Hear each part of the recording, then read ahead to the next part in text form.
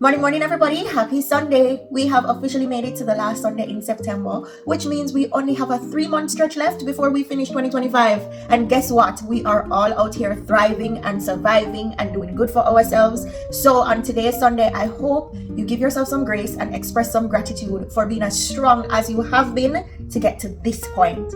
All right, Zine? So today, for Self-Care Sunday, I wanted to talk a little bit about mental health, because I feel like it is a word that is being thrown around so much, and there are still many people who do not have a true understanding of what happens when somebody's mental health decline. The first thing I think I want to say, let me preface this conversation by saying this. All of the views displayed here in this video are mine and mine alone. If you don't agree, that's also fine. If you found something else on Google, that is also fine.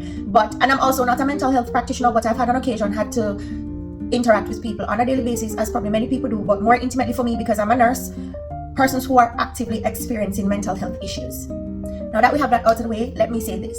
For anybody who is going through any stretch of the imagination of mental health issues, I need for us who are not having the same experience to understand that it happens on a spectrum.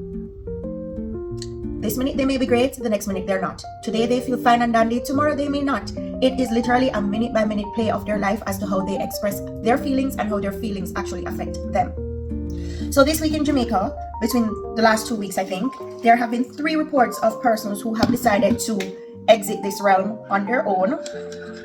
2 cases of 2 school students and 1 case of a former beauty queen.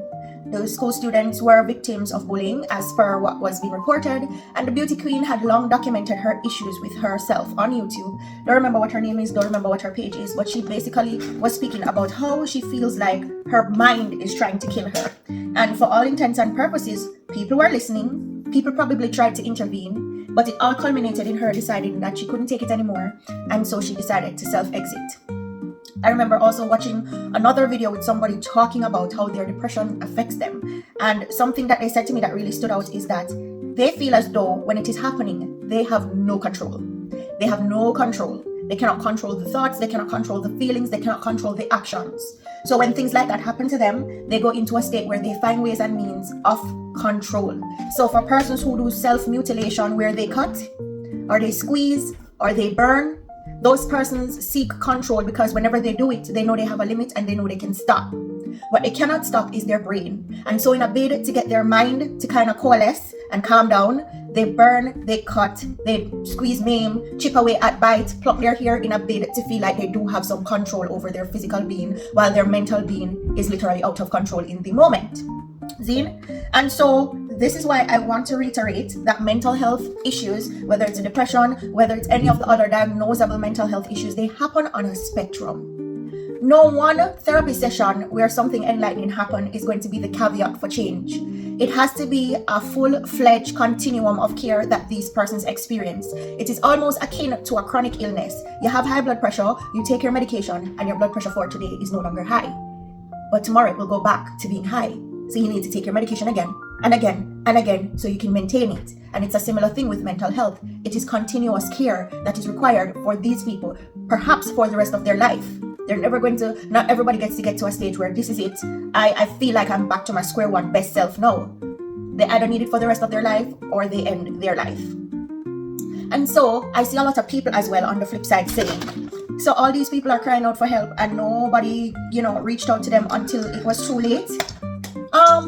I think that sentiment is a little bit unfair, especially when we don't have a scope of what people's lives are. And I really hope that at points in time we would not, settle into being condescending or judgmental because you don't know what people's lives entail. To be honest with you, there are many cases where people have expressed that they're having mental health. Their friends and family reach out for help. Therapists come into play to help. Pastors come into play to help. People who have experience who can buddy with them to help them through it come into help.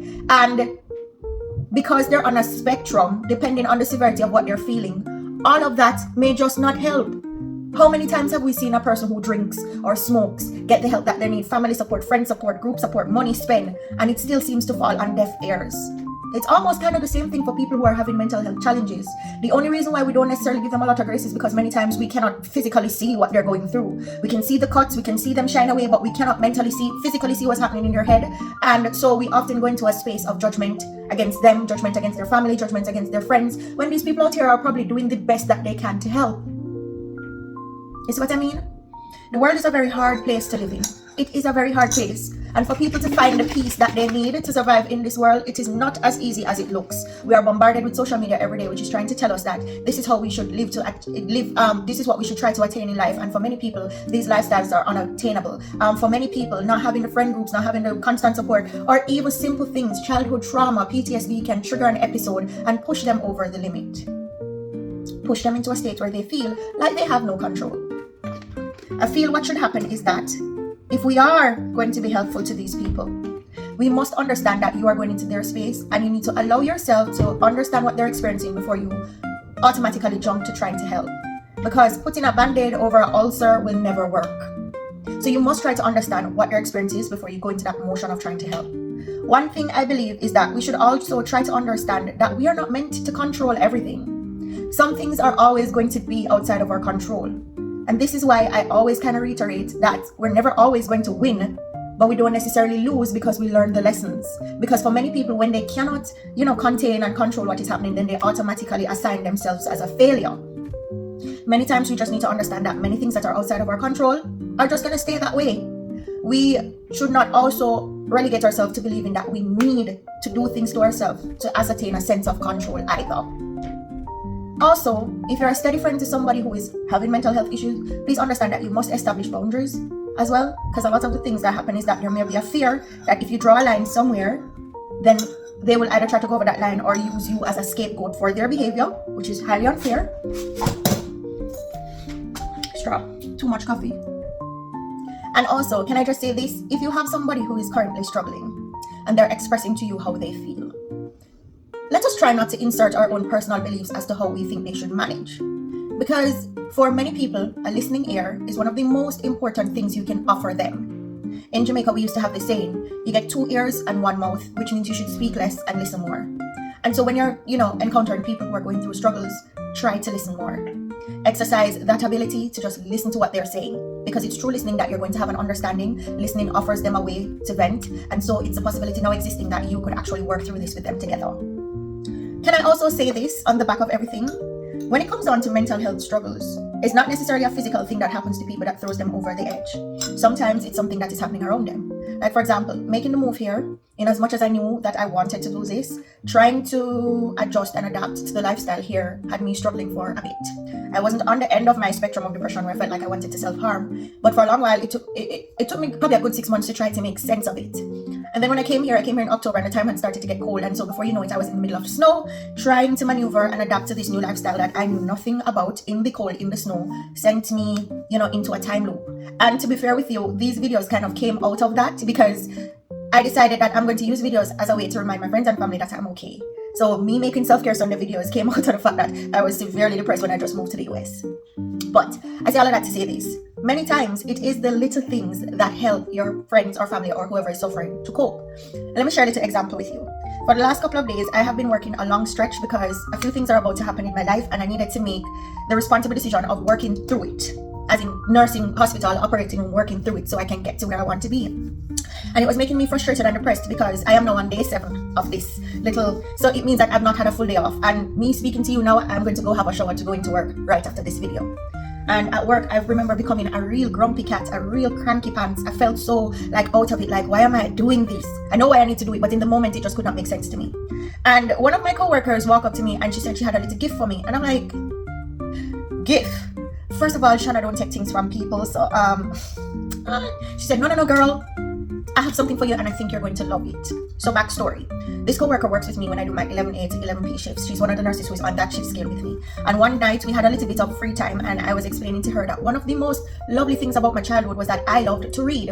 And she said to me, really? Read? What did you like to read? I said, not necessarily school books. I wouldn't read my school books, but in my downtime, I really love to read Enid Blyton, Nancy Drew, Hardy Boys. But my absolute favorite thing to read was Mad magazines and Archie comics.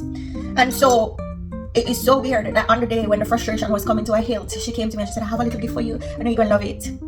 And she gave me these. 2 upside down. 2 brand new Archie comic books to read. Sometimes it is the very little things, the unassuming, the unexpected things that can get people out of their funk. It's not the big dramatic episodes that we can do for them that is going to help them through the situation. I got these books and I have never, this in the last week is the happiest I have been. And so I know I have to go into work for a few hours today, but coming home, Archie comics to me thing, glass of wine, comic book, Amazon I go play a little jazz music. And that has, and even now speaking about it and thinking about what I'm going to do after the shift, has me smiling. You know, it has taken me out of my funk for a little bit. So I say all of that to say this, and boy, this is a long self-care Sunday video. If you have gotten this far, thank you for staying. But please understand that helping people through things, first of all, we have to put judgment aside. Second of all, we need to listen more to understand and to reach them where they are at. Third of all, it's not the big grandiose gestures that sometimes will get them through. It's sometimes knowing that somebody heard them and somebody is thinking of them that really and truly helps. I do hope you have a great Sunday today. And if you know somebody who is struggling from self-care, well, not self-care, a lack of self-care or mental health issues at any end of the spectrum, try to help. Do what you can. And if you're not accepting your help, also do not feel overburdened to continue. They may just need an avenue that you cannot provide. Anyways, for all of you who always watch my videos, thank you so much. You make the girl feel like a real celebrity out here. And I do hope that today, if you're off or not, you find some time in the day to provide some self-care love for yourself. Happy Self-Care Sunday. Like a Mickey drink a little tea now and go up on the government place.